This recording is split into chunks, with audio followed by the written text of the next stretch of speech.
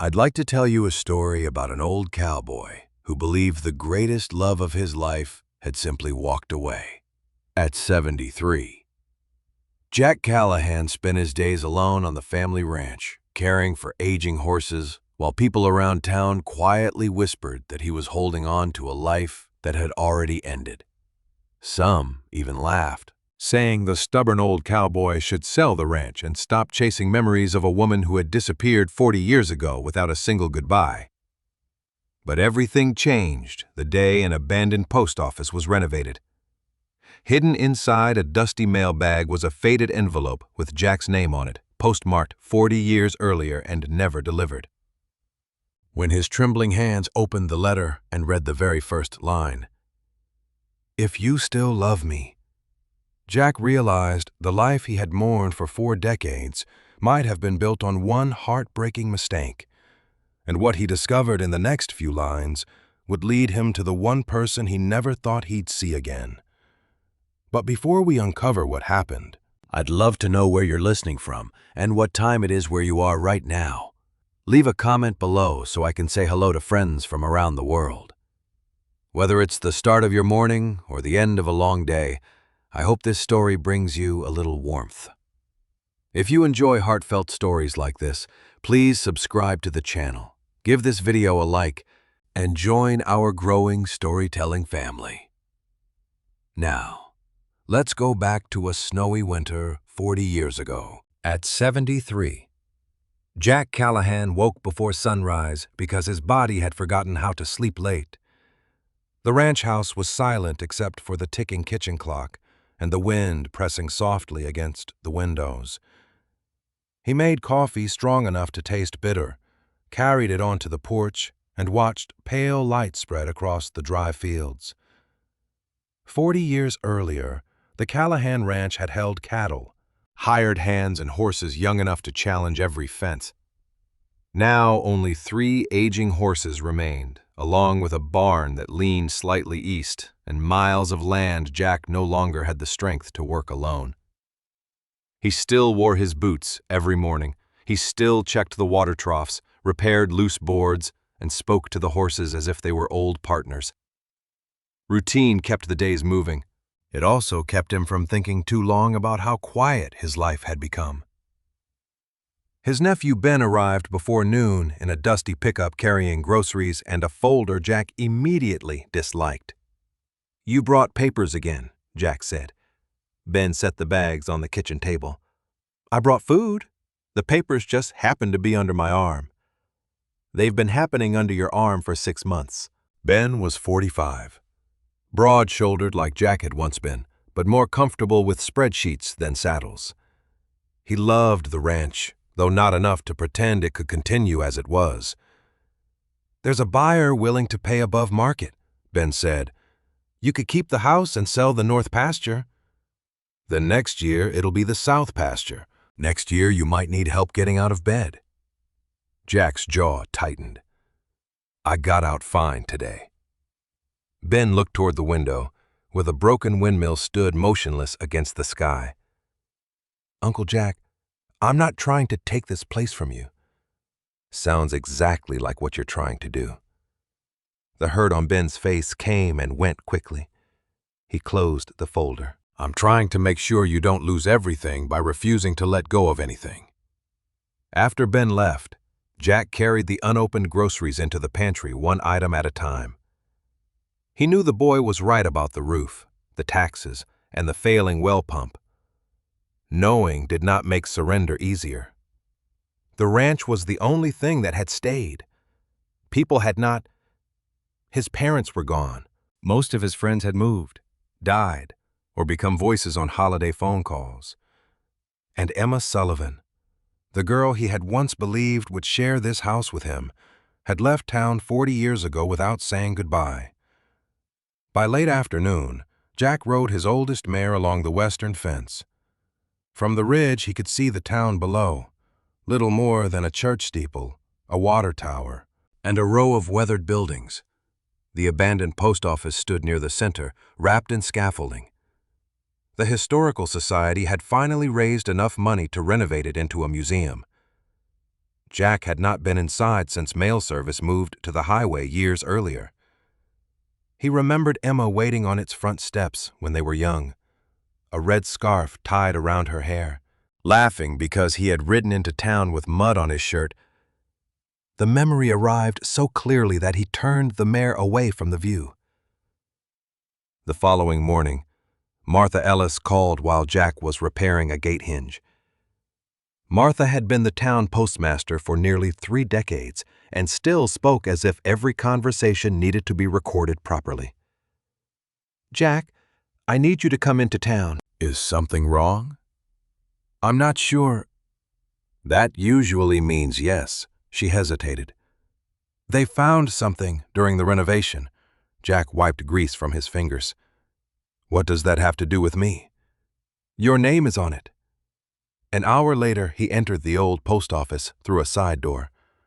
Dust floated in shafts of sunlight. Workers had removed part of the back wall, exposing shelves, pipes, and a narrow storage cavity beneath the floor. Martha waited beside a table with Sheriff Tom Reeves, Jack's oldest friend. Tom gave him a grave nod, but said nothing. On the table sat a cracked leather mailbag darkened by age.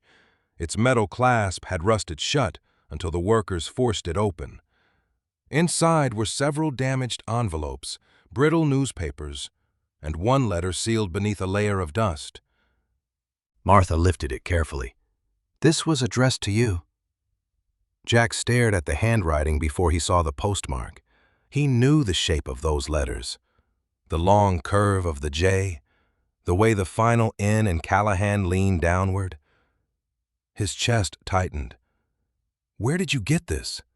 The bag was wedged beneath the old sorting floor. It may have been there since the building was repaired after that winter storm. Jack took the envelope. The paper trembled between his fingers. In the upper corner, written in faded blue ink, was a name he had not allowed himself to say aloud in years. Emma Sullivan. The postmark was dated exactly 40 years earlier, 3 days before she left town. Tom stepped closer. "Jack, maybe you should sit down." Jack ignored him. He slid one finger beneath the weakened seal and unfolded the page. Emma's handwriting filled both sides. For a moment, the words blurred. Then his eyes found the opening sentence. "If you still love me, meet me at the station before the Friday train." Jack lowered himself into the nearest wooden chair without taking his eyes off the page. The room around him faded until all he could hear was the slow creak of the old building settling in the afternoon heat. Martha and Sheriff Tom quietly stepped back, giving him the silence he needed. The paper was yellow with age, but Emma's handwriting was unmistakable, graceful and steady, despite the years it had slept inside the forgotten mailbag. He swallowed hard and began to read. "If you still love me, meet me at the station before the Friday train. I know your father thinks we should wait, but I don't believe another year will change how we feel. I've been offered work in Denver, and I'm only leaving because I don't see another choice. If you come, we'll leave together. If you don't, I'll believe you've changed your mind, and I'll never ask you again, no matter what happens. Thank you for every ride beneath the cottonwoods, every sunset we shared, and every promise you made me. I have loved you since we were children, Jack. I think I always will." By the time he reached her signature, his vision had blurred. He blinked several times before folding the letter with trembling hands. 40 years. 40 years believing Emma had chosen another life without him. 40 years carrying quiet anger that had eventually hardened into resignation. Yet every sentence in the letter told a different story. She had waited for him. She had expected him to come. She had believed his silence was his answer. Jack leaned forward, resting both elbows on his knees. "I never knew," he whispered. Tom placed a hand on his shoulder. "I know." Jack slowly shook his head. "She thought I abandoned her." No one answered. There was nothing anyone could say that could return 4 decades. Martha looked at the envelope again. "When I saw the date, I knew it had to matter." Jack stared at the faded postmark. The date struck him harder than the words themselves. 3 days before Emma disappeared from town, 3 days before he had stood outside the station wondering why she had left without saying goodbye. He remembered waiting until the last train had vanished around the bend. He had gone home believing she had changed her mind. She had boarded believing he had changed his. The realization settled over him like a weight he could barely carry. Tom broke the silence. "Do you remember that winter?" Jack nodded faintly. "Hard to forget." "Worst storm we'd had in years." Martha looked toward the cracked mailbag. "I remember hearing something happened to one of the postal trucks." Tom frowned as he searched his memory. "North Highway. Ice covered the bridge." Jack looked up. "The mail truck?" "I think so," Tom said slowly. "It slid into the ditch during the storm." Martha's eyes widened. "That would have been the same week." She turned toward one of the renovation workers. "Did anyone find records in the old filing cabinets?" "A few boxes," the man answered. "Most are headed to storage until we sort them." Martha nodded. "I want to look through every one." Jack carefully slipped the letter back into its envelope. It felt strange holding something that had once carried so much hope. "If the truck crashed," he said quietly, "then this letter never had a chance." Tom crossed his arms. "Maybe not." The three of them remained inside the old post office while workers continued removing broken boards nearby. Dust drifted through shafts of sunlight. Martha searched through a stack of faded ledgers rescued from a cabinet, turning brittle pages one by one. Most contained routine delivery logs, payroll records, and maintenance notes. Nothing explained why an entire mailbag had vanished. Jack wandered slowly across the room, remembering when Emma used to wait near the front counter after work. She would tease him for arriving late, even when he wasn't. Sometimes they would walk to the diner before he rode back to the ranch. He realized those memories had never really disappeared. He had simply buried them beneath years of work and loneliness.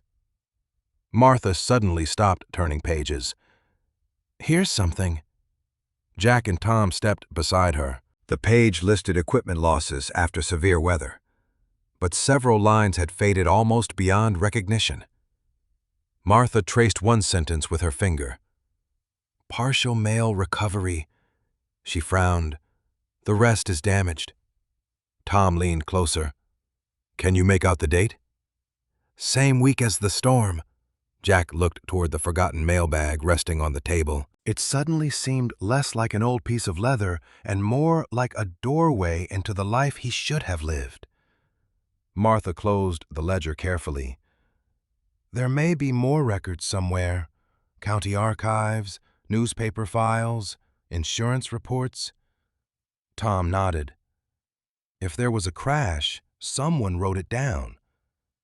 Jack slipped the envelope inside his jacket pocket.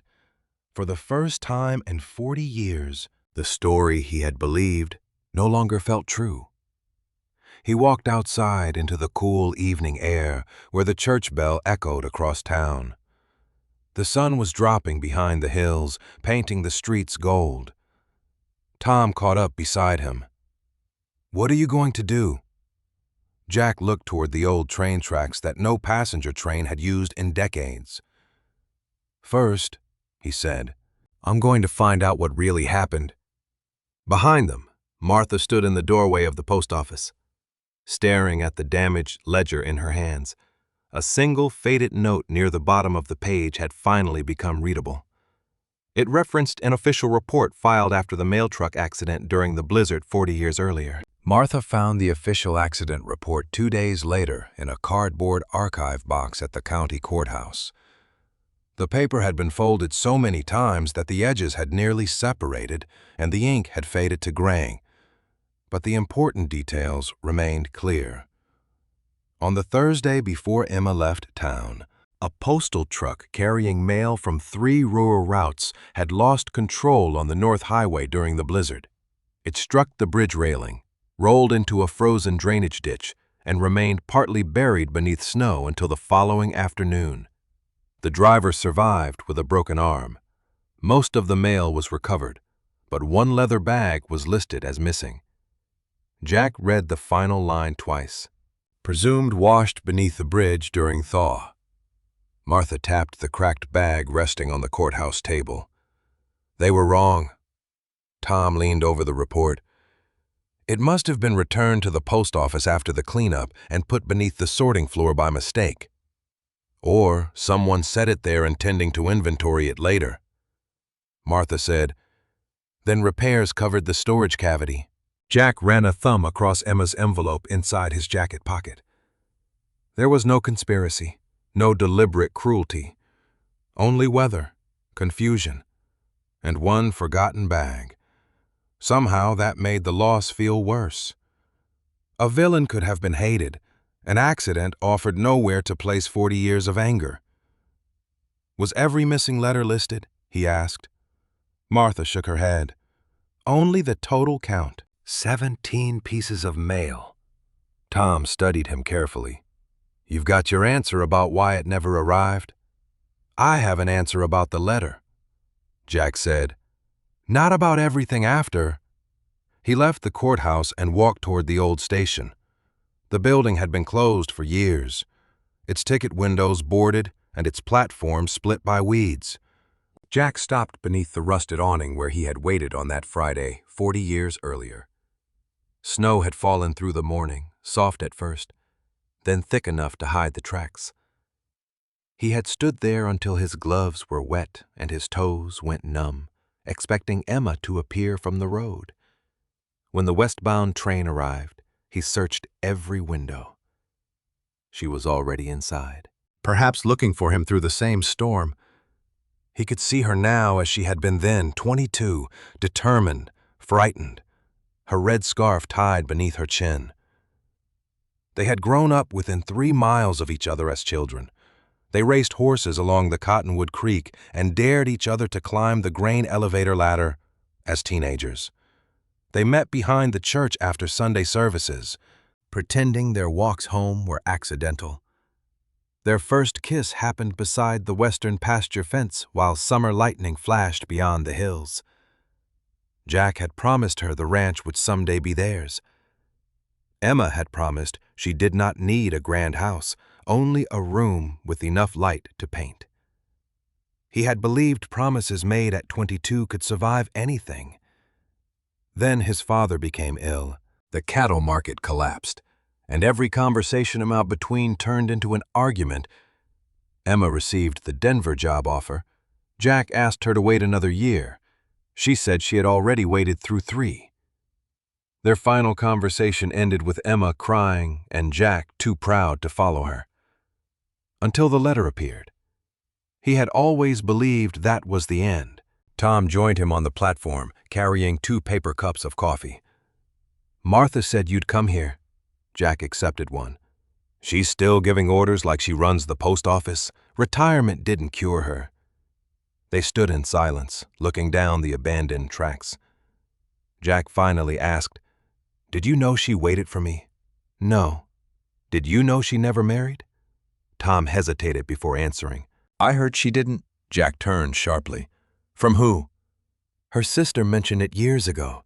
Said Emma moved around for work, cared for their mother, then stayed near Denver after she died." "Why didn't you tell me?" "Because you never asked. And any time someone mentioned her, you changed the subject." The truth stung because it was fair. Jack looked back toward the rails. Maybe she found someone anyway. Maybe. But no marriage record doesn't tell us what kind of life she lived. It tells me she didn't become Mrs. Somebody else, like I convinced myself she had. Tom took a slow drink. "You convinced yourself of many things because the alternative hurt." Jack said nothing.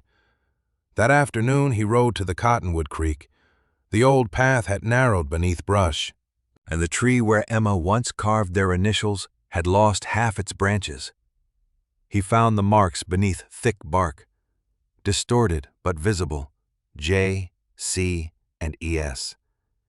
He touched them with 2 fingers and remembered Emma laughing when he complained she had made the heart crooked. The memory brought warmth before grief followed it. He wondered whether she remembered the tree, the station, the promises, or whether she had built a life in which Jack Callahan was only an old disappointment. Back at the ranch, practical problems waited. The well pump stalled twice, and a section of fencing had fallen near the south pasture.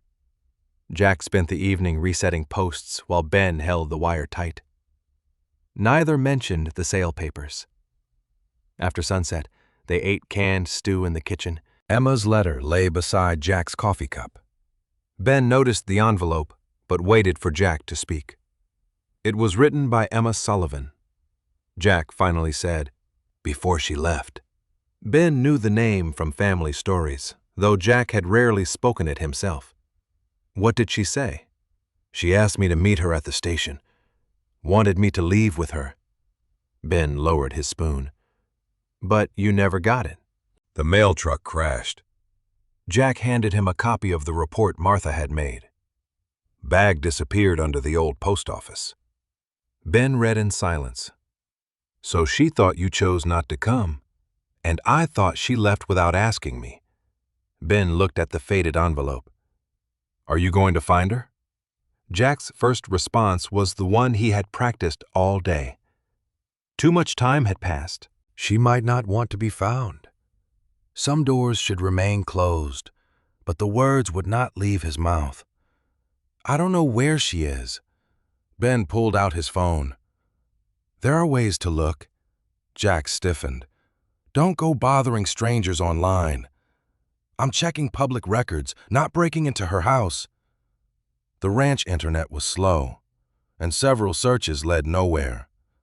Emma Sullivan was common enough to produce dozens of names. Ben narrowed the location to Colorado and searched local organizations, obituary notices, and community pages. Jack pretended to wash dishes while watching the screen reflected in the dark window. 10 minutes passed. Then Ben stopped scrolling. "Uncle Jack?" Jack turned. Ben enlarged a page from the Town Historical Society. A recent donor list appeared beneath a collection of scanned photographs. One entry carried a name Jack recognized instantly. Emma Sullivan had donated a set of family photographs only 3 weeks earlier. Beside her name was a note stating that she had contacted the society personally about records from her childhood hometown. Ben looked up from the screen.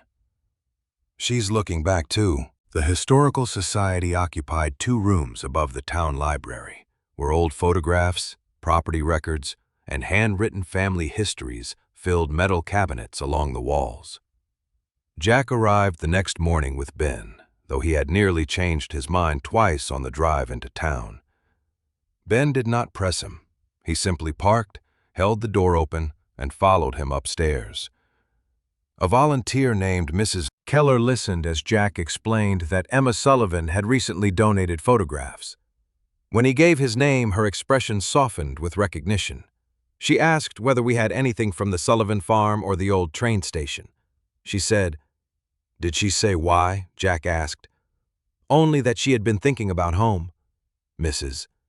Keller searched a computer database, then brought out a thin donation form. Emma had mailed 6 photographs and included a return address in a small town outside Denver. Jack stared at the neat line of handwriting. Even after 4 decades, her letters leaned exactly as they had in the envelope. Mrs. Keller copied the address onto a slip of paper and placed it in front of him. "We cannot give out private information casually," she said. "But since she listed this for correspondence and you are connected to the donated collection, I believe sending a letter would be appropriate." Jack folded the paper without looking at Ben. Outside, the noon sun reflected sharply from the windshields along Main Street.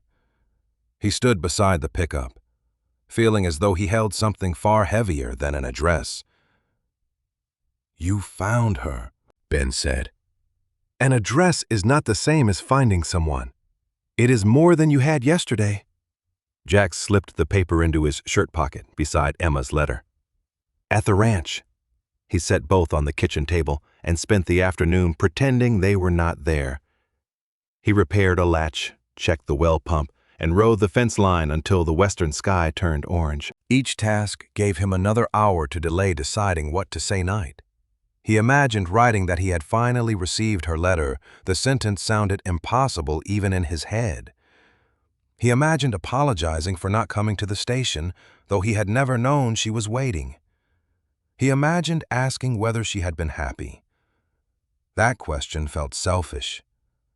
After supper, he placed a blank sheet of paper beneath the kitchen lamp. He wrote, "Dear Emma," then stopped. 40 years seemed too large to cross with ink. He tried again. "Your letter was found beneath the old post office." That sounded cold, like a newspaper notice. He crossed it out. Near midnight. He had filled 3 pages with beginnings and thrown them all into the stove. Ben found him there the next morning, asleep in the chair with his arms folded. "You do not have to write everything at once," Ben said. Jack poured coffee. "She wrote me everything once. Look where that got us." Ben sat across from him. "Then send the letter back to her." Jack frowned. "The original, it belongs to both of you. She should know it was found." The suggestion frightened him more than writing. A new letter could be softened, explained, or abandoned before mailing. Emma's original words carried the hope she had felt at 22. Returning them would force both of them to face what had been lost. Jack spent another day considering it. He rode to the Cottonwood Creek and sat beneath the scarred tree where their initials remained. The old anger he had carried no longer fit the truth. Emma had not left without asking him to come. She had trusted a letter that never reached him. By sunset, he knew silence would only repeat the same mistake. The following morning, he placed Emma's letter inside a protective sleeve Martha had given him. He added the short note on ranch stationery. Emma, this was found during the renovation of the old post office. I never received it. I went to the station that Friday, but I did not know you had asked me to leave with you. I believed you had gone without saying goodbye. I am sorry for every year we both believed the wrong thing. Jack.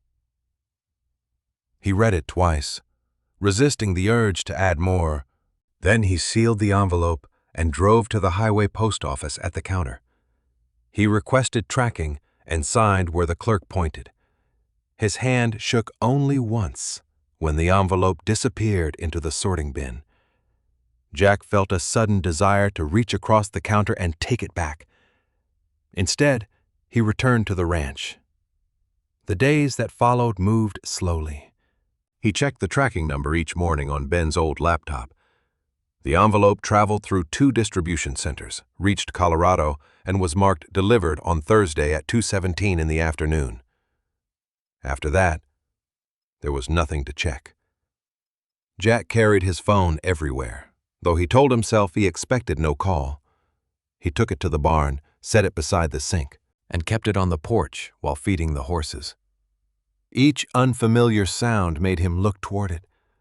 No message came Thursday. None came Friday. By Saturday, he decided Emma had chosen not to answer. Perhaps the letter had reopened something she had spent years learning to live without. Perhaps she had seen his name and thrown the envelope away. Tom visited that afternoon with a replacement hinge for the barn door. He watched Jack check his phone twice in 10 minutes. "You sent it," Tom said. "That was the part you could control. I should have written more, or less, or nothing. You could spend another 40 years guessing." Jack tightened a bolt until the wrench slipped. "She may hate me. Then at least she will hate you for the truth." On Sunday evening, a storm gathered beyond the western fields. Jack sat alone at the kitchen table while wind moved through the cottonwoods. Emma's old photograph was not there. Only the empty place where her letter had rested. He had begun to believe the silence itself was her answer when the telephone rang. The number was unfamiliar, with a Colorado area code. Jack stared at the screen until the second ring, then he lifted the phone and pressed it to his ear. For a moment, neither person spoke. He heard a faint breath, followed by a voice older than the one in his memories, yet unmistakably hers. Jack, Emma said again, and the sound of his name and her voice carried 40 years into the room at once. Jack gripped the phone tighter. "I'm here." Another silence followed. Not empty, but crowded with everything neither of them knew how to say. Rain began tapping against the kitchen window. "I received the letter," Emma said. "Your letter, I mean. And mine." Jack looked at the vacant place on the table where the envelope had rested. "I should have found a better way to explain." "You explained enough." Her voice trembled. "I read your note 3 times before I could open the old one." Jack closed his eyes. He imagined her holding the same yellowed page he had unfolded inside the abandoned post office. "I never got it," he said. "I know." "I went to the station that Friday. I thought you had already left." Emma drew a slow breath. "I was on the train. Tom said the storm was bad, but I kept waiting. I was looking through every window." The words struck him with such force that he had to sit down. Outside, thunder rolled over the western fields. "I thought you chose not to come," she continued. "When the train started moving, I kept telling myself you would appear on the platform. I thought maybe you were angry, or your father stopped you, or you had decided the ranch mattered more. I thought you had decided I wasn't worth waiting for." Emma gave a small, broken laugh. "We were both very proud and very young." "Yes." Jack heard a clock ticking faintly on her end of the line. The sound made the distance between them feel real. "Did you hate me?" he asked. Emma did not answer immediately. "For a while. I tried to. It would have been easier, but mostly I blamed myself for writing instead of coming to the ranch. You had no reason to think the letter wouldn't arrive. Neither did you." Jack stared at his rough hands. "I should have gone after you. I waited in Denver for months, hoping you would. I didn't know where you lived. You could have asked my sister. I could have done many things." The honesty hurt, but it also loosened something inside him. The lost letter explained the beginning of their separation. Not every year that followed. Pride and fear had carried the misunderstanding forward long after the snow melted. "I heard you never married," Jack said, then immediately regretted asking. Emma was quiet. "No, I came close once, but it wasn't right." "I didn't either, I know," Jack frowned. "How? My sister sent me news from home. She mentioned you sometimes." "Then you knew I stayed at the ranch. I knew where you were," Emma said. "I didn't know whether I was welcome there." Jack had no defense against that. For years, he had imagined Emma forgetting him easily. Now he understood she had lived with her own uncertainty. "Were you happy?" he asked. "Sometimes. I worked, traveled, cared for my mother, made friends. It was a full life in many ways." She paused. "But there was always one room in it I kept closed." Jack looked toward the dark hallway leading to the unused bedroom Emma had once said would have enough light for painting. "I understand." They spoke carefully after that, sharing pieces of the years without trying to fit 40 of them into one call. Emma told him about working in Denver, then in smaller towns, and about caring for her mother until her death. Jack told her about the ranch shrinking, his parents passing, and Ben trying to make him sell. When Emma laughed at the thought of Jack arguing with a man carrying paperwork, the sound was older but familiar. For one brief moment, he could almost see her beneath the cottonwoods. "I donated those photographs because my sister had kept them," Emma said, "after she died." "I started sorting through her things. I found pictures of the farm, the station, and one of you on that gray gelding. That horse threw me twice.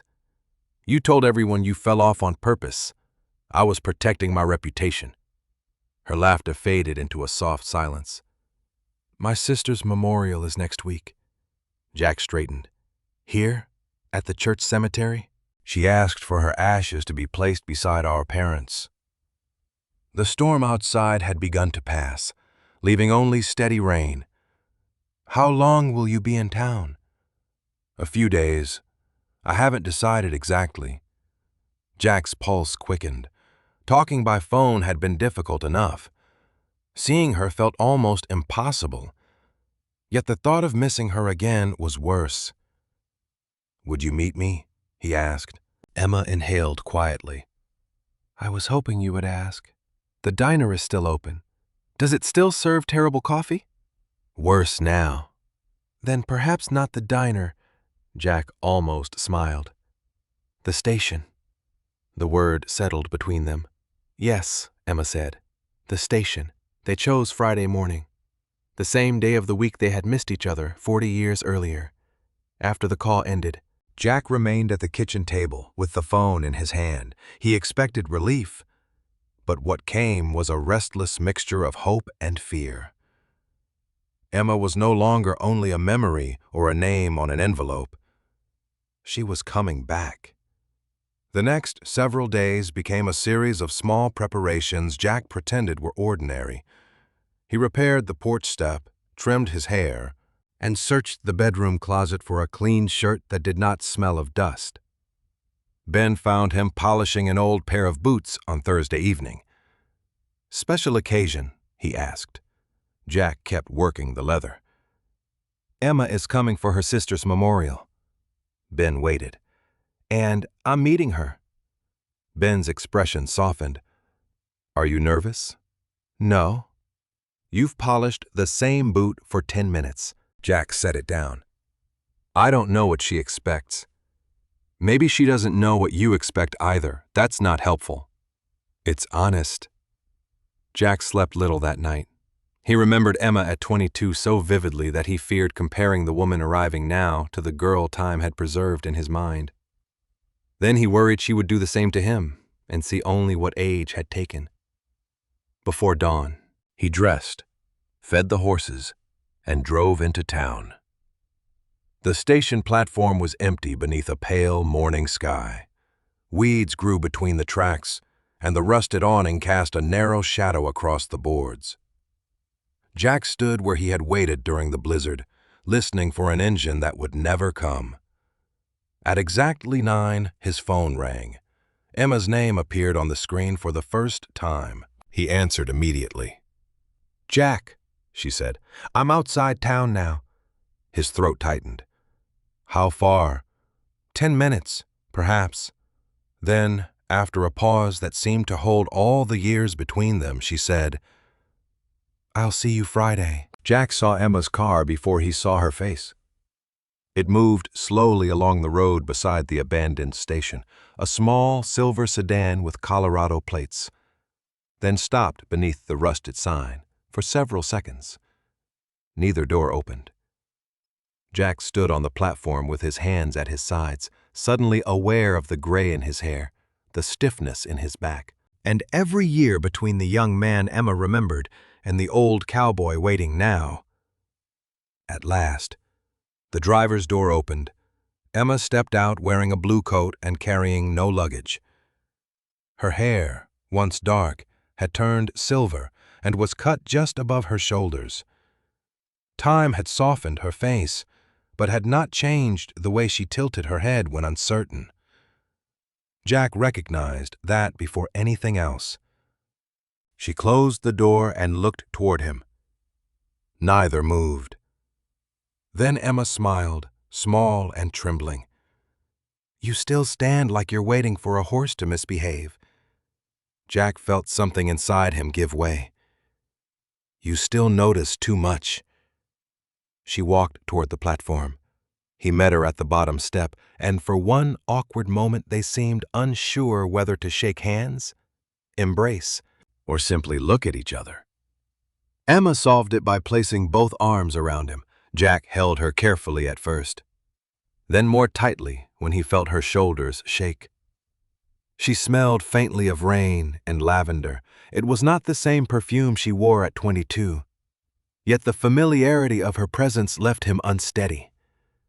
When they stepped apart, Emma wiped beneath one eye. I promised myself I wouldn't cry immediately.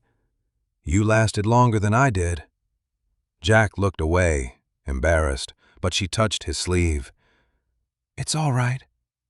They walked onto the platform together. Emma stopped beneath the awning and looked down the empty tracks. This is where you waited until dark. I was already on the train. I know. She pressed her lips together. I kept watching the platform through the snow. Every man in a hat looked like you until we passed him. Jack stared toward the bend where the tracks disappeared. I should have followed, and I should have come to the ranch. We've already spent 40 years punishing ourselves. Emma turned toward him. Then perhaps we shouldn't spend today doing it too. They left the station and walked through town. Main Street had changed less than Emma expected. The pharmacy had become an antique shop. The hardware store had moved, and the movie theater was boarded. But the diner remained beneath the same red sign. Jack opened the door for her. You rejected this place over the phone. I changed my mind. I want to see whether the coffee truly became worse. They sat in a booth near the window. The waitress recognized Jack and looked curiously at Emma, but Jack offered no explanation. Emma ordered coffee and apple pie, just as she had when they were young. After one sip, she made a face. You were right. I've waited 40 years to hear that, she laughed, and the sound loosened the tension between them. They talked about ordinary things first. Emma described the long drive and the motel near the highway. Jack told her the town had finally repaired the bridge where the postal truck crashed. They avoided the largest questions until the pie was gone and there was nothing left to hide behind. Did you ever come back? Jack asked. Once, for my mother's funeral. I arrived late and left the next morning. I was at the ranch, I knew. Why didn't you call Emma? Traced the rim of her cup. Because I believed you had chosen not to come to the station. By then, I thought appearing at your door would only humiliate me again. Jack accepted the answer, though it hurt. I heard about your father, she said, and later your mother. The ranch kept me busy. Did it keep you happy? He considered lying. Sometimes. Emma nodded as if she understood too well. Work can fill a day without filling a life. Jack looked at her. You said you traveled, for jobs, not for adventure. I became good at starting over in places where nobody knew what I had lost. I became good at staying in one place for the same reason. Their eyes met. The similarity made them both smile sadly. After the diner, Emma asked to see the church. They walked through the cemetery, where fresh flowers marked her sister's grave. Emma stood quietly beside it, and Jack remained several steps away until she reached for his hand. He held it without speaking. Later, they drove past the old Sullivan farm, now divided into smaller properties. The house had been repainted, the barn replaced, and the field where they once raced horses was planted with sunflowers. Emma watched through the window. I thought coming back would make everything feel smaller. Does it? No, just farther away. Jack took her to the Cottonwood Creek. The path was rough, and he offered his arm when she stepped over exposed roots. At the old tree, Emma found their initials beneath the thick bark. She laughed softly. The heart is still crooked. You carved it. You distracted me. She placed her fingers over the marks. I remembered this tree whenever I thought of home. I came here after the letter was found. Emma looked at him. What did you think? That I had spent too many years pretending I'd forgotten? She leaned against the trunk. I pretended too. They stayed there until the afternoon light began to fade. Jack told her about the ranch horses, the broken windmill, and Ben's determination to sell the north pasture.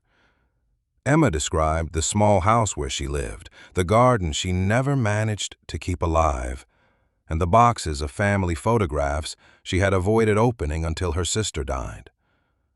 Each detail revealed a life both familiar and unknown. They had become careful people. They both disliked crowded rooms, saved old letters, and woke before dawn. Both had built routines around absence and called them independence. At sunset, Jack drove Emma back to her motel. He parked near the office, but left the engine running. Neither seemed ready to end the day. "I was afraid seeing you would feel like meeting a stranger," Emma said. "Did it?" "For the first 5 minutes, and after that," she smiled. "After that, it felt like remembering something I had been trying not to remember." Jack tightened his hands on the steering wheel. "The ranch is different now, I'm sure. Smaller operation, older buildings. So are we." He looked at her, and she reached for the door handle, then paused. "Jack, there is one place I need to see before I leave." His heart quickened. Emma's voice softened. "Will you take me to the ranch one last time?" Emma arrived at the ranch the next morning, just after sunrise. Jack had been awake for hours, though he had done little beyond feeding the horses twice and sweeping a porch already clean. When her silver car appeared at the end of the long dirt road, he stood beside the barn with one hand resting on the fence, pretending he had only happened to be there. Emma parked near the house and stepped out slowly. Her gaze traveled across the weathered roof, the dry pastures, the leaning windmill, and the cottonwoods behind the barn. "It looks smaller," she said. Jack nodded. "Most things do after 40 years. Not everything." She looked at him when she said it, and he turned toward the horses before she could see how deeply the words affected him. He introduced her to the 3 old animals as if they were people. Emma stroked the mare Jack had ridden to the ridge and laughed when the horse searched her coat pocket for treats. "You still let them train you," she said. "We have an understanding. They ask and you obey," something like that. The easy humor helped them cross the yard toward the house. But Emma stopped at the porch steps. She stared at the front window where, as a young woman, she had once planned to place a painting table. "I used to imagine yellow curtains there." Jack glanced at the faded brown ones inside. "My mother chose those." "Your mother never liked yellow. She said it attracted dust." Emma smiled, though her eyes had filled. "I planned every room without ever living in one of them." Jack opened the door. "You can see them now." The house smelled of coffee, leather, and the cedar blocks Jack kept in the closets. Emma moved slowly through the kitchen and parlor, touching nothing at first. She recognized the stone fireplace, the heavy oak table, and the narrow hallway where Jack's father had once hung his hat. The unused bedroom at the back received the strongest morning light. Jack had removed the dust before she came, but he had not changed anything else. Emma stood in the doorway. "This was the room you said you could paint here. I was certain you would build shelves along that wall." Jack looked at the bare boards. "I bought the lumber once." She turned. "You did? After you left?" "It stayed in the barn until it warped." Neither spoke for several moments. The room held no hidden secret, only the shape of an ordinary life that had never happened. Emma stepped back into the hallway and took his hand. "Show me the barn." The barn doors resisted until Jack lifted one slightly from its track. Inside, dust floated through narrow beams of light. Saddles hung from pegs. Tools lined the walls, and several wooden trunks sat beneath the loft. Emma recognized the old tack room immediately. "Your father caught us here once." "He caught me. You escaped through the back. I was faster." Jack opened a small cabinet near the workbench. Inside were rusted spurs, a broken watch, and a tin box he had not opened in years. He carried it to an overturned feed barrel and lifted the lid. The first item was a blue ribbon Emma had won at a county fair horse race. Beneath it lay a dried wildflower pressed between two pieces of paper, a theater ticket, and a faded photograph of them beside the creek. Emma picked up the ribbon. "You kept this? You gave it to me." "I gave you many things. I kept more than I should have." She examined the photograph.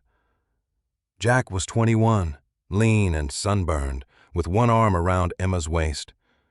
She wore the red scarf he remembered from the station. Both were laughing at something outside the frame. "We looked certain," Emma whispered. "We were, about everything. That was the problem."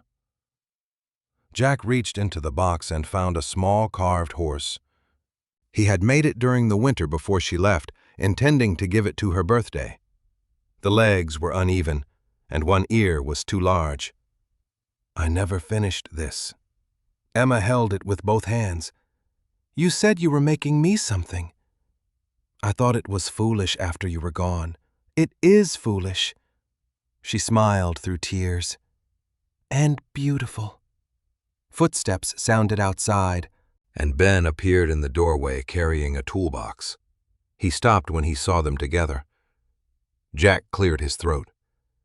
"Emma, this is my nephew, Ben. We spoke briefly at the station yesterday." Emma said, but he looked too frightened to introduce himself properly. Ben laughed. "Uncle Jack looked more frightened than I did." Jack frowned at both of them. "The south gate needs work. That is why I'm here."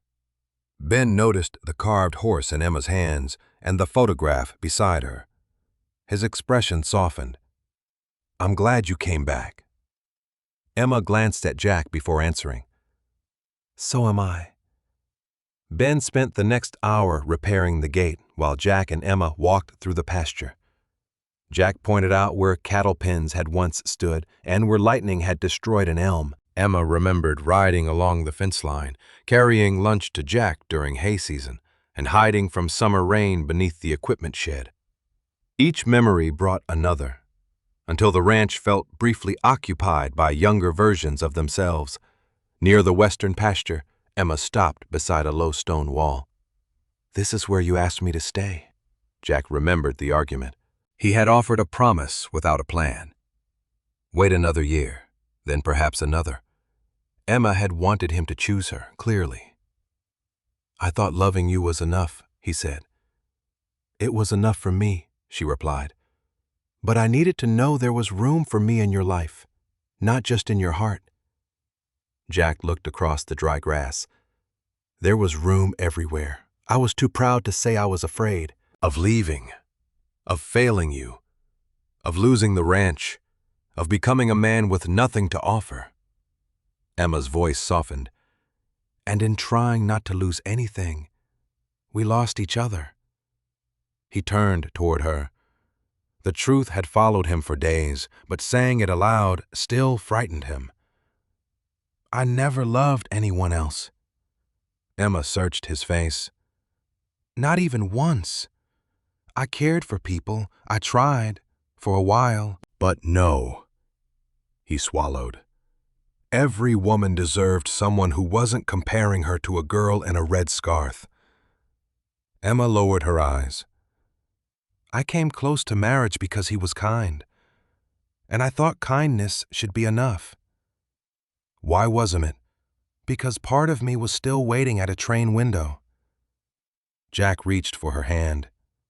She held on tightly. From the gate, Ben saw them standing together beneath the open sky and quietly returned to his tools. They spent the afternoon on the porch. Emma shared stories about her work, her mother's final years, and the sister whose memorial had brought her home. Jack listened without interrupting, aware of how much of her life he had missed. Near sunset, he asked what time she would come the next day. Emma's fingers tightened around her coffee cup. "I won't." Jack looked at her. "The memorial is tomorrow morning, and after," she faced the fields rather than him. "After the memorial, I'm leaving town." Jack watched Emma's car disappear down the ranch road until the dust settled and the taillights were gone. He remained on the porch with 2 cooling cups of coffee between the empty chairs, telling himself she had only stated a plan, not closed a door. Yet the words stayed with him after the memorial. "I'm leaving town." Inside, the house seemed quieter than it had before her visit. The back bedroom still held the morning light she had once imagined painting in. The carved horse was gone because Jack had finally given it to her, but the faint square it had left in the dust remained inside the tin box. He carried the box to the kitchen table, looked at the photograph of them beside the creek, and wondered what a man was supposed to say after 40 years of silence. Asking Emma to stay felt selfish. She had a home in Colorado, routines, friends, and a life that had continued without him. He could not expect her to exchange it for a failing ranch simply because an old letter had changed the past. Still, letting her leave without speaking honestly felt like repeating the mistake that had already cost them most of their lives. Jack slept badly. Before sunrise, he fed the horses and repaired a loose trough valve that did not need immediate attention. He tightened it twice, then stood in the barn, listening to the mare chew hay. Every practical task gave him another reason to delay. By 8, he had convinced himself that Emma deserved freedom from his regrets. By 8:15, he imagined her driving away, and knew that explanation was cowardice dressed as kindness. Tom arrived in his patrol truck, though he had been retired long enough that the vehicle belonged to him rather than the county. He found Jack replacing a sound fence board near the corral. "That board looks better than the rest of the fence," Tom said. "It was loose." "No, it wasn't." Jack drove another nail. "You come here to inspect lumber?" "I came because Ben called." Jack stopped hammering. "Ben talks too much. He said Emma is leaving after the memorial." "That is her decision." Tom leaned against the fence. "And what did you tell her?" "Nothing." "Then you haven't given her much of a decision." Jack set the hammer down. "What am I supposed to offer?" "A leaking roof. 3 old horses. A ranch that may be sold piece by piece. You could offer the truth. The truth is, we are 73 and 72. We don't get those 40 years back. Nobody said you did." Tom's voice softened. "You keep talking as though love only counts if it arrives on time." Jack looked across the pasture. "She built a life somewhere else. So did you. Neither of you sounds especially eager to return to it alone. You make it sound simple. It isn't simple. It is only clear." Tom stepped closer. "You waited at that station once because you didn't know she had asked you to come. This time, you know exactly where she is and exactly when she is leaving. If you let her go without speaking, there will be no lost mailbag to blame." The words landed harder than Jack wanted to admit. Tom picked up the hammer and handed it back to him. "Finish pretending this fence matters more. Then decide whether you want to spend the rest of your life wondering again." Across town, Emma stood beside her sister's grave beneath a sky washed pale by morning wind. The memorial had been small. A minister spoke. Neighbors shared memories. And Emma placed white roses beside the stone where her sister's ashes had been laid near their parents. After everyone left, she remained alone. The cemetery overlooked the road leading toward the old Sullivan farm. From there she could see the church roof, the water tower, and the distant ridge above Jack's ranch. She held the carved horse inside her coat pocket, running her thumb over its uneven ear. "You always said I should come home," she whispered to her sister's grave. "You never said what I was supposed to do once I got here." The wind moved through the dry grass. Emma thought of the life she had imagined at 22. Yellow curtains, shelves in a sunny room, horses outside the kitchen window, Jack returning dusty at dusk. That life was gone. It had vanished not because they stopped loving each other, but because one letter failed to arrive, and two proud young people mistook silence for rejection. Yet the years had not been empty. She had worked, traveled, cared for people, and learned to stand alone. Returning to Jack could not mean pretending those decades had never happened. Staying would require building something new from what remained. That frightened her almost as much as leaving. She sat on the stone bench beside the grave and took out the original letter. The folds were fragile, the ink faded, but her younger voice still lived in every line. "If you still love me, meet me at the station before the Friday train." She had once believed love demanded a grand answer. Now she understood that most lives were changed by smaller courage, making a call, opening a door, asking someone not to go. But Jack had not asked. Perhaps he felt only regret. Perhaps their reunion had given him closure, and nothing more. Emma carefully returned the letter to its sleeve. "I can't wait at another window," she said. At the ranch, Jack entered the kitchen and found Ben placing groceries on the table. "Tom called you," Jack said. Ben did not look guilty. "I called Tom, same problem." "Are you going after her?" Jack glanced toward the clock. The memorial had ended nearly an hour earlier.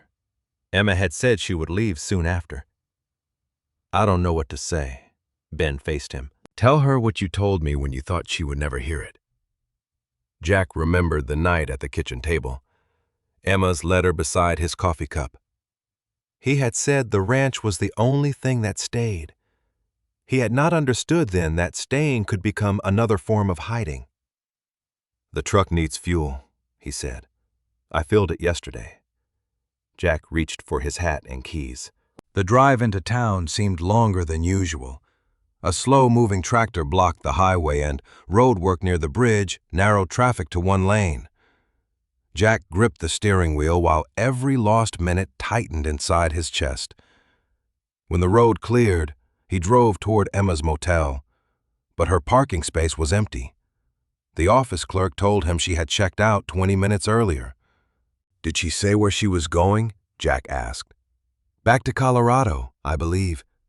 He ran outside and called her. The phone rang 4 times before going to voicemail. He tried again while pulling onto Main Street. No answer. At the intersection, he stopped beneath the old station sign and looked toward the westbound highway. Then he saw a silver car turning beyond the water tower. Jack pressed the accelerator and drove after it. Jack kept the silver car in sight as it traveled west along the 2-lane highway. He stayed several lengths behind, his hands tight on the steering wheel, afraid that if he hurried too much, he would only frighten Emma into driving farther before he could speak. The road climbed a gentle hill before descending toward the old scenic overlook where travelers often stopped to stretch their legs. Ahead, Emma's brake lights glowed, her car slowed, then turned into the gravel parking area. Jack followed and parked beside her. For a moment, neither of them stepped outside. The wind swept across the open fields, carrying the scent of dry grass and distant rain. Emma opened her door first. She looked surprised, but not angry. "I thought you might come," she said quietly. Jack walked toward her, stopping only a few feet away. "I almost didn't." She smiled sadly. "I know." He searched for the speech he had tried to prepare on the drive, but every careful sentence disappeared. "I don't want another goodbye," he said at last. Emma looked down for a moment before meeting his eyes again. "Neither do I." The words settled between them with unexpected calm. There was no dramatic confession, no desperate plea, only the truth they had both carried for days. Jack drew a slow breath. "I've spent 40 years believing I missed my chance because of one lost letter." Emma nodded. "And we did lose that chance, yes," he did not deny it. "But I don't want to lose whatever time we still have." Tears gathered in Emma's eyes. "I kept waiting for you to say that," Jack laughed softly through the tightness in his throat. Tom told me there wouldn't be another mailbag to blame. Emma smiled. He always was wiser than either of us. They walked to the wooden fence overlooking the valley below. The afternoon sun broke through the clouds, casting long bands of light across the ranches scattered in the distance. Jack rested both hands on the rail. I can't promise you the life we imagined when we were 22. I wouldn't recognize it anymore. Neither would I. He looked toward her. The ranch still leaks when it rains. The windmill barely turns. Some mornings my knees complain before I even get out of bed. Emma laughed quietly. Mine complain when I sit down. Good, then they'll get along. She shook her head, smiling wider than he had yet seen. The years had changed her face, but not the warmth behind her eyes. Jack, she said, I don't want us trying to live the lives we lost. Neither do I. We cannot spend every day mourning 40 years. Then we won't. Emma reached for his hand. Let's be grateful for the years we still have, instead of grieving the ones we don't. Jack closed his fingers around hers. I'd like that. They remained there for several minutes, watching a hawk circle above the valley. Neither felt the need to fill every silence. The quiet between them no longer belonged to misunderstanding. It belonged to comfort. Emma finally spoke again. I have responsibilities back in Colorado. I know. A house, neighbors, volunteer work. I'm not asking you to abandon your life today. She looked relieved. Thank you. I'm asking whether we can stop living as though the story already ended. Emma squeezed his hand. Yes. They returned to the cars but made no move to leave. Instead, they leaned against the doors and continued talking as though they had all afternoon. They discussed practical things rather than impossible dreams. Emma would remain through the weekend instead of leaving immediately. They would spend more time together before deciding anything else. Jack admitted he disliked long phone calls, but was willing to learn. Emma confessed she had never become comfortable with video calls either. Then we'll write letters, Jack said. She laughed. Let's hope the Postal Service has improved. I think we've earned that much. As they drove back toward town, Emma followed Jack instead of leading the way west. At the edge of Main Street, they stopped outside the diner. Neither was hungry, but both welcomed another hour together over fresh coffee that remained just as disappointing as before. The waitress smiled knowingly, without asking questions. Across the room, Tom noticed them through the front window while walking past with Martha. He tipped his hat without interrupting. Martha folded her arms. About time, she murmured. Tom simply smiled and kept walking. That evening, Ben arrived at the ranch carrying groceries again. He found Jack sitting on the porch while Emma admired the sunset from the front steps. Ben looked from one to the other before setting the bags down. I was afraid I'd have to eat all this pie myself. Emma laughed. That would be a terrible burden. I was prepared to make the sacrifice. The three of them shared supper in the kitchen, talking easily about ordinary things. Ben described repairs needed on the north fence. Emma offered gardening advice that Jack immediately doubted. They disagreed over whether apple pie should be served warm or cold. For the first time in years, laughter filled the old house after dark. Later, as Ben prepared to leave, he paused beside Jack's truck. You look different, he said. Jack frowned. Older? No, Ben smiled. Lighter. After Ben drove away, Jack returned to the porch where Emma sat watching the stars appear above the pasture. The horses moved quietly beyond the fence. Crickets filled the evening air. It's beautiful here, Emma said. It always was. Jack sat beside her. I forgot how beautiful until someone else looked at it again. Emma leaned back in the chair. My sister used to tell me that home isn't always the place you stay. Sometimes it's the place that never completely leaves you. Jack nodded slowly. She was right. They sat together without speaking until the porch light attracted moths from the darkness. Emma turned toward him. "There's something I've been wondering." "What is it?" Jack smiled gently, his expression both hopeful and uncertain. "After everything we've lost, what happens next, writing?" Jack looked across the pasture before answering. The moon had risen above the cottonwoods, and its pale light rested on the old barn, the fences, and the quiet fields that had shaped nearly every year of his life. "I don't know exactly what happens next," he said. "For the first time in a long while, I think that's all right." Emma watched him carefully. "You always wanted a plan." "I still do," he smiled. "But I finally understand that plans are no guarantee." She reached for his hand again. "No, they aren't." They remained on the porch until the night grew cool. Before Emma returned to the motel, Jack walked her to her car. This time, they did not hesitate before embracing. There was no uncertainty left about whether another goodbye would become permanent. "I'll see you tomorrow," Jack said. "Yes," Emma answered. "Tomorrow." The word felt wonderfully ordinary. The next morning, Emma returned to the ranch carrying 2 small boxes from her motel room. Jack raised an eyebrow. "Traveling light." "I've extended my stay."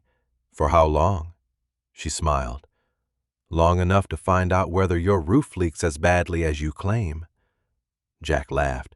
"That's a dangerous commitment." "I've made riskier ones." Ben arrived shortly afterward, with lumber loaded in his truck. When he saw Emma unloading her bags, he leaned out the window. "Should I come back later?" Jack shook his head. "You came to fix the porch." Ben grinned. "Good, because it clearly needs witnesses." Emma laughed, and the sound carried across the yard. The 3 of them spent the morning repairing loose boards and replacing the broken porch step Jack had been meaning to fix for months.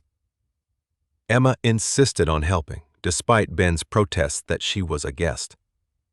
"I'm tired of being a guest," she replied. "Hand me the hammer." She was no expert with tools, but neither was she afraid to try. Jack watched her carefully at first, worried she might strain herself, until she caught him staring. "If you tell me to sit down," she warned, "I'll go repaint those yellow curtains you never bought." "The curtains again?" "I never forget unfinished business." By midday, the porch looked stronger than it had in years. They ate sandwiches beneath the shade of the cottonwoods while the horses grazed nearby. Ben glanced from Jack to Emma before speaking. "You know, I've been trying to convince Uncle Jack to let me modernize this place." Jack sighed. "Here we go. New fencing, better irrigation, maybe repair the guest cabin." Emma looked toward the small cabin beyond the barn.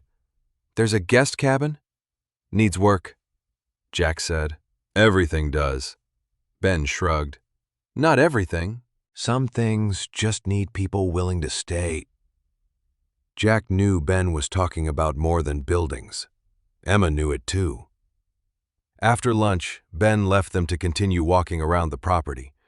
They visited the creek where the photograph had been taken decades earlier.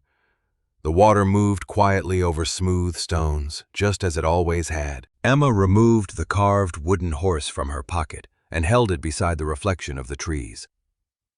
"I carried this with me all weekend," she said. "I wasn't sure why." "Because it belonged to you?" "No," she looked at him, "because it reminded me that you were thinking about our future even after I was gone." Jack shook his head gently. "Not our future. The future I hoped we'd still have." Emma slipped the carving back into her pocket. "Perhaps hope can wait longer than people think." They sat on the familiar fallen log beside the creek. Jack picked up a smooth stone and turned it in his hand. "When the letter was found, I kept wishing someone had been responsible." Emma looked at him curiously. "Responsible? Someone to blame besides chance. She nodded. It would have been easier. A storm, a truck accident, a mailbag trapped beneath the old post office floor. He smiled faintly. None of it was personal. No. And yet it changed everything. Emma looked at the flowing water. Life usually does. Not because of one enormous event, because of ordinary moments nobody notices until much later. Jack thought about the letter lying beneath those old floorboards for 4 decades while seasons passed overhead. It had carried love, hope, fear, and a simple request that never reached him. Yet somehow it had still arrived before it was too late to matter. Funny, he said quietly. I used to believe the letter came 40 years too late. Emma turned toward him. Do you still believe that? Jack considered the question carefully. No. She waited. I think it arrived on the last day it still could. Emma's eyes filled again, but this time her tears carried gratitude instead of grief. She leaned against his shoulder, and together they listened to the creek. That evening, Tom and Martha stopped by with a homemade pie. Tom looked around the porch before nodding approvingly. Step doesn't wobble anymore. Ben fixed it, Jack said. Martha smiled knowingly at Emma. Some repairs simply take longer than others. They shared coffee while the sun slipped behind the hills.